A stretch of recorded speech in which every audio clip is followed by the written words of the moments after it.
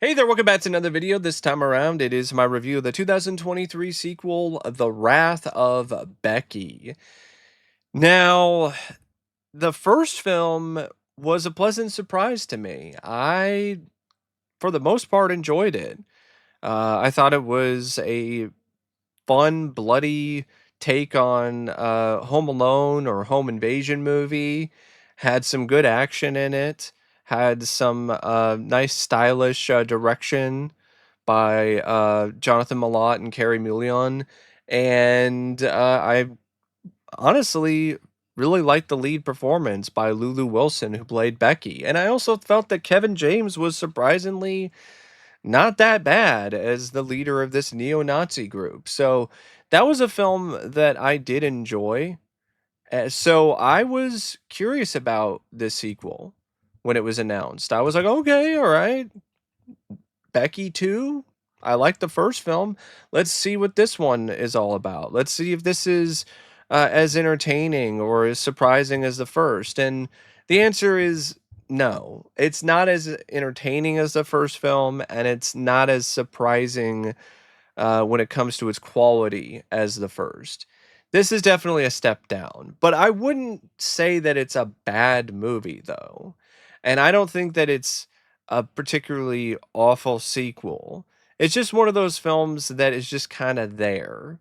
It's a sequel that really feels like it's more of like a setup for another sequel that is more promising and sounds like it would be a lot more interesting and fun to watch. It's that kind of sequel. It's almost like the Halloween Kills of the Becky franchise. But before I get around to sharing more of my thoughts on this film, I would like to give a special shout out to Steven for requesting this review. And if there is another film, TV show, or topic that you would like to see me discuss in the future, feel free to donate to either my PayPal, my Patreon, or my Cash App. The links to all three are in the video description down below, and I will try to get your requests as soon as I possibly can. Now, The Wrath of Becky is directed by Matt Angel and Suzanne Coote. So instead of the directors of the first Becky, we get two new directors. And they don't do nearly as good of a job as the original directors did. The directors of the previous entry in this franchise. And it's a shame because one of the best aspects of Becky was its direction. And to not have those two involved behind the camera is puzzling to say the least. It's not like they had anything else that they were doing at this time. If you look at their filmography, there isn't any upcoming projects. So I'm just wondering what was going on behind the scenes. Maybe there was a budget change. Maybe the people behind the sequel didn't want to pay the two directors of the first film. They didn't want to pay their salary. Maybe the two directors were busy with something else that just hasn't come out yet, or they were busy with something, but then it just didn't materialize. I don't know, but either way, the direction in The Wrath of Becky is just very middling. It has its moments. I think when it comes to sequences that do feature some of the extreme violence from the first film, the direction is dynamic enough, as is some of the more ambitious kind of shots, like some of Becky's uh, daydreams. Where she's daydreaming about killing people she doesn't like or killing some of the bad guys in different ways that the budget wouldn't allow. And also when it comes to some of the more comedic moments, but a lot of the direction though, it is a bit flat. It doesn't really have enough when it comes to like the camera angles or the different sort of camera techniques to really make the direction less monotonous. You don't really have a lot of really nice, unique, or visually compelling lighting setups either that are utilized. It's just honestly, when it comes to that, very bland. Just very just, oh, we're just gonna light with natural light and just deal with what we have and not try to use any sort of color or style or anything. And I didn't really feel that that was at all what Becky was. Like Becky had moments like that where it did try to be more stylish and interesting visually. And this just doesn't really have that same approach. It honestly looks like your average run-of-the-mill Netflix streaming show, like a really low-budget streaming show, though, not one of the higher budgeted ones. So that was a little bit of a letdown, I have to be honest. But the direction could have been worse. It doesn't look like it's completely incompetent. It doesn't look like the movie is shot by a bunch of complete and total amateurs. But it is a film that just looks like it's shot by two directors who just kind of went through the motions for the most part and just were there and shot what was given and didn't really go beyond that. The film is written by Matt Angel, based on a story by Matt and Suzanne Coote. So Matt and Suzanne were also really a big part of the script and the overall story. And I would say the screenplay, other than the kind of mediocre direction and maybe a couple performances by the cast, is the weakest part of this movie. This is a film called The Wrath of Becky, and you never really necessarily feel her wrath that strongly. It doesn't really feel like it lives up to the title.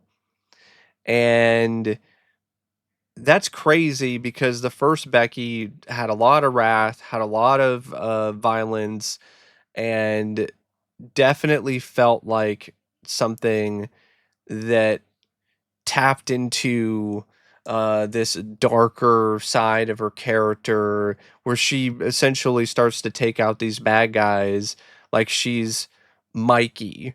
Or the slasher villain, the female equivalent of Mikey. But here it's just kind of another sort of typical sort of revenge movie where she makes some snarky comments here and there when it comes to the villains.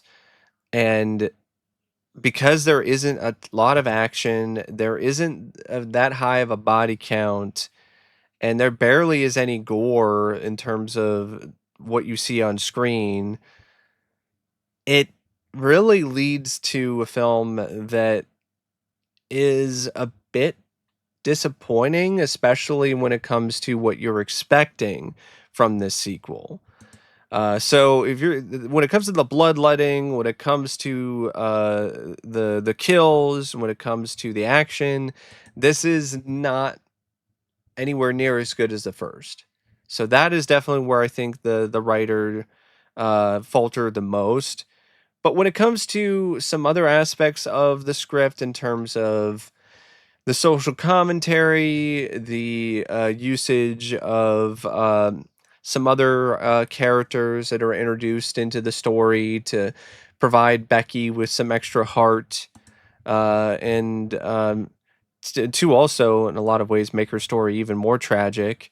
I think definitely do work when it comes to characters like Elena, this older woman who decides to allow her to stay in her bed and breakfast or her motel as long as she does some chores around the house and keeps her company and pays rent.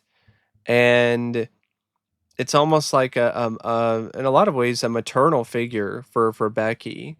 And then she gets killed in a way that honestly is very reminiscent of a Death Wish sequel. So that's kind of more of the tone of this script and this story. It's less Home Alone meets a kitty slasher and more of a Death Wish sequel, because here's a character that's connected with Becky, and they get killed off by these bad guys, and then Becky is then sent on a quest for vengeance to get revenge for the death of this new character that was just introduced for this singular story and this film. Very much like what happened with Paul Kersey in the Death Wish sequels.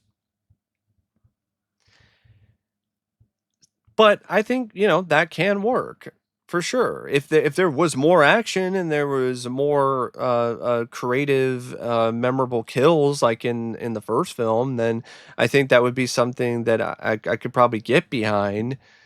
Uh, but as it is, like the setup and the payoff is kind of weak, so it just feels like even that isn't utilized as well as it could be. The whole Death Wish sequel formula.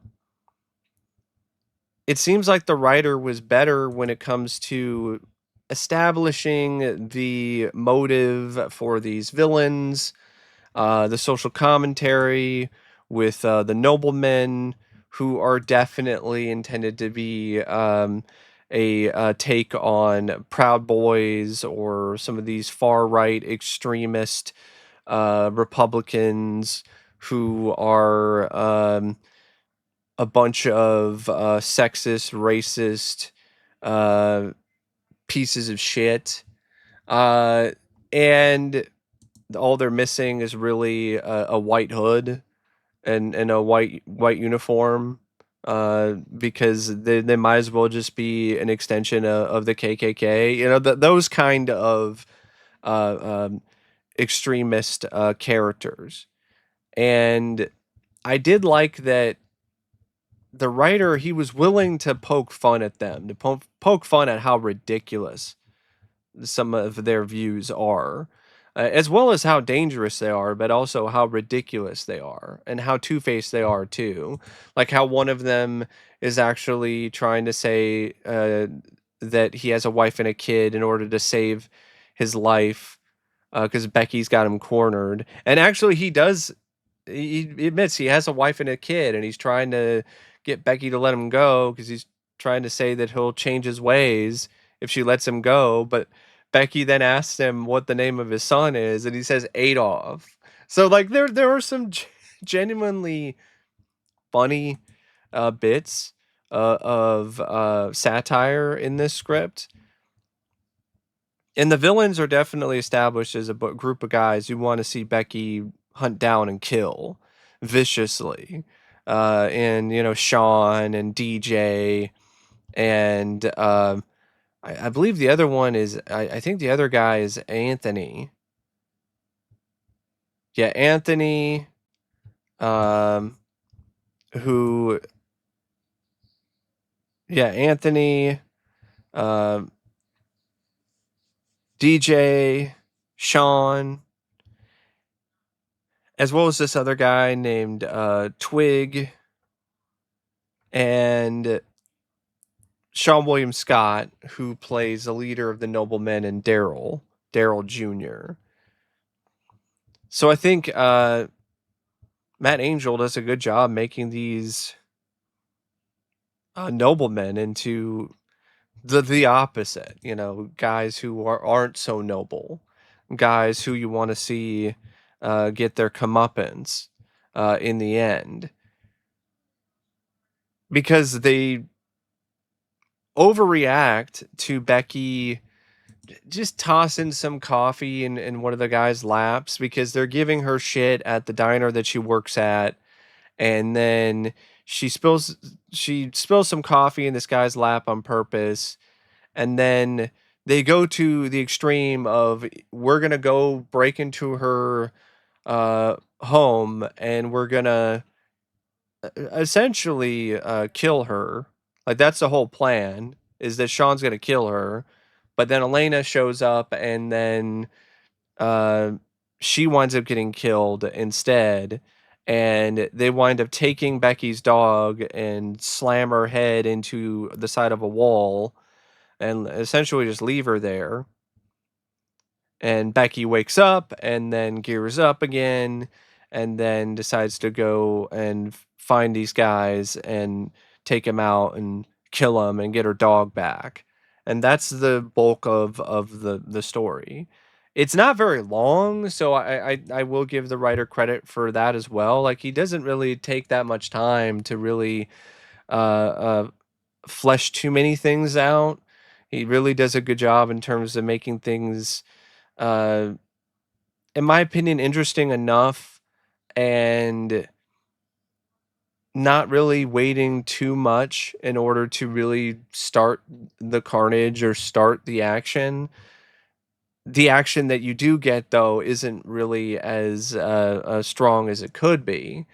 Um, and even in the beginning, there was some clunky stuff too, like with Becky bouncing from foster home to foster home. There's this weird opening scene where she's acting like she's this sweet little girl in order to get adopted, and then the same night she leaves. So I'm kind of like, okay, well, I guess that's the whole point is that she's can get into the system and then go missing, and then I guess this cycle repeats itself until she decides to stay with Elena. Like that was just kind of weird to me, to be honest. The whole foster care stuff, system stuff in the beginning, but thankfully, Angel doesn't really stick to that too long. It's something that is kind of weird, but it doesn't really take up that much of the runtime. So it's just kind of something that makes you go, huh? But then it doesn't really go on long enough to be too much of an issue, and that's how a good chunk of the plot is. Although there are some fairly predictable twists and things like that. Like I saw it coming when it comes to the other Daryl actually being a part of the whole plan of the noblemen, and it really wasn't something that was that surprising. And there were some other things though that did surprise me. I didn't really see the character of DJ just running off. Is just driving away, you know, just goes off and it just goes in and I didn't really see DJ leaving like right in the middle of the action. I didn't see him running away like a coward. And thankfully, though, his comeuppance is saved for last, and it's honestly a pretty awesome scene where he gets blown up with a bazooka. So it's not one of those things where they're like, okay, he ran off and then he's not going to get his comeuppance in the end from Becky. He does, but it's let's just say a bit of delayed gratification because that guy was one of the most annoying, obnoxious characters in the entire film. And I would say that Seann, the guy who shot Elena and decided to take the dog and decided to take things to such an extreme to begin with, he is the one that gets the most gruesome death. He gets his head blown off with a grenade. But the other guys, the other members of the noblemen, they're they get their just desserts, but in a way that's I don't know, just not as satisfying, and not as strong visually. Although Twig, he gets cut up by Becky with a machete, and Becky gets just completely covered in blood, but you don't see limbs getting chopped off. You don't see any of that. You just see her getting covered in buckets of blood as she's screaming and cutting the guy with a machete, but you don't see the payoff of that. You don't see the gory goods, which is what you're looking for when it comes to that kind of stuff. And when it comes to a Becky sequel, that's the bloodiest scene in the movie, by the way. And you don't see any. hands getting chopped off, fingers getting cut off, the machete going into the side of the guy's face. Like, you don't see that. You saw more of an impact when he got shot with an arrow through the side of the mouth. And that's really about it. And then the leader of the group, well, I mean, the guy you think is the leader of the group and Daryl Jr., Sean William Scott's character, he just gets a couple bear traps that wind up killing his ass. And then the actual leader of the group and Daryl, this psycho bitch, uh, she winds up getting a knife through the head, like Lopan style, from Big Trouble in Little China. It's all in the reflexes. But other than that, like, yeah, I mean, there's not really as much when it comes to the kind of things that you expect from a Becky sequel. The kills are surprisingly weak and not as creative as you would honestly want them to be. And there's also a lot of stuff that just feels like it's a waste. Like there's this whole scene where she gears up, creates this jumpsuit, puts all this stuff in a backpack, and then you barely see her use any of the stuff in the backpack for the entire movie. Like, I don't understand what the point of that was. And the whole stuff with the dog, like, they weren't ever going to kill the dog. So there really wasn't as much tension with the dog stuff. And the best thing about this script is the social commentary. It is the satire, poking fun at these ridiculous Proud Boys, uh, and setting things up for another entry in the franchise, where by the end of everything, Becky winds up getting recruited into the CIA, and that's why she's able to track down DJ by the end of the movie and blow his ass up with a bazooka. And also, you get a hint at what the key is, the key from the first movie, and apparently the CIA knows something about it, and the CIA is going to tell Becky about it, and that's going to be part of her mission with the CIA for the next entry. I want to see that movie.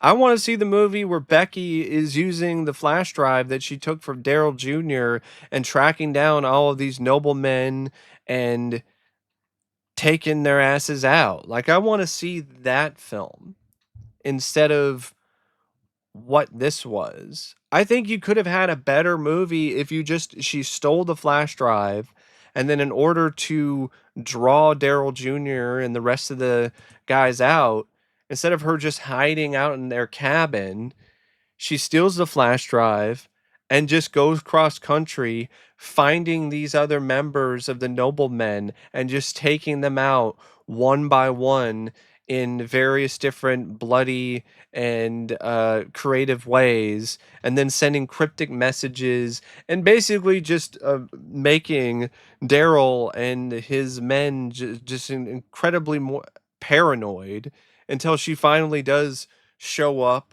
hides out in their cabin, and then starts stalking them. And they wind up, of course, they have her dog, so that's the other thing. But I guess, yeah, in my way, she still has her dog. You don't need to have the whole dog being kidnapped. Elena getting killed is enough. Just, she still has the dog with her, and it's just her going around taking out these noblemen for the entirety of the movie and having like a massive body count. And then it being like a cathartic watch to just see like these just jerk offs get killed one after another. But no, instead it's just very small and honestly just very mediocre at the end of the day. There's some good lines from Becky, some nice witty, sarcastic comebacks from her, and I do like some parts of it.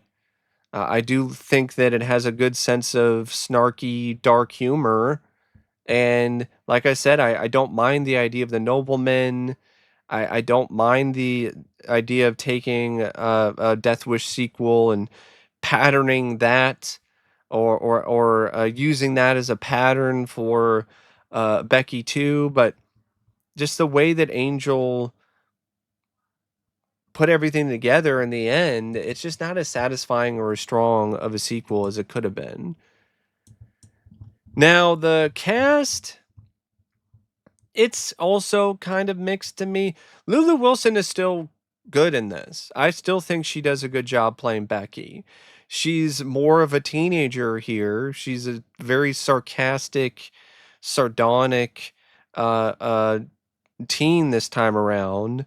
But that still has its certain charm because of her charisma. Sean William Scott, uh, he's actually surprisingly intimidating on more than one occasion as Daryl Jr. So I was pleasantly surprised that he pulled this off. Although I've seen him do some serious work before, this isn't the first time he's played a psycho or a bad guy. He's done this in some other films in his career. This isn't a first for him, like with Kevin James. But it's still a good performance by him. Denise Burse as Elena, she was only in it for a little bit, but I felt she made a good impression. Um, she had some good chemistry with Lulu. I really bought that she was like a grandmother or maternal kind of figure for Becky. Jill Larson is a complete opposite. She's a psycho bitch, but Jill did a really great job, a really fantastic job playing that character. Honestly, she did such a good job. I wanted to see more of her because she was legitimately fun to watch as this leader of the noblemen. And then the other, like the noblemen recruits, Michael Sirow, Aaron Dalla Avila, and Matt Angel as Anthony, DJ, and Seann. They were all right.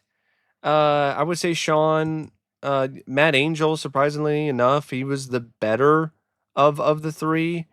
Aaron Dalla Vila was just trying too hard to be funny, and a good chunk of the time it just wasn't working for me. But Michael Cero, he played a good wimp, a wimpy guy who isn't really cut out for this. He isn't really cut out for being a proud boy, and you saw that as the story unfolded. Uh, Courtney Gaines from Children of the Corn, he's in this as Twig, this guy who's working for Daryl Jr., and he's pretty good too.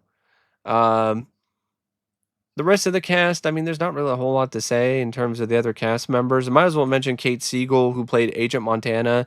She was the CIA agent who recruited Becky into the CIA at the end. She was decent enough. I would like to see her interact with Lulu more in a third film. And the rest of the film features some all right technical elements too, like the cinematography by Julia Swain, the editing by Stephen Boyer.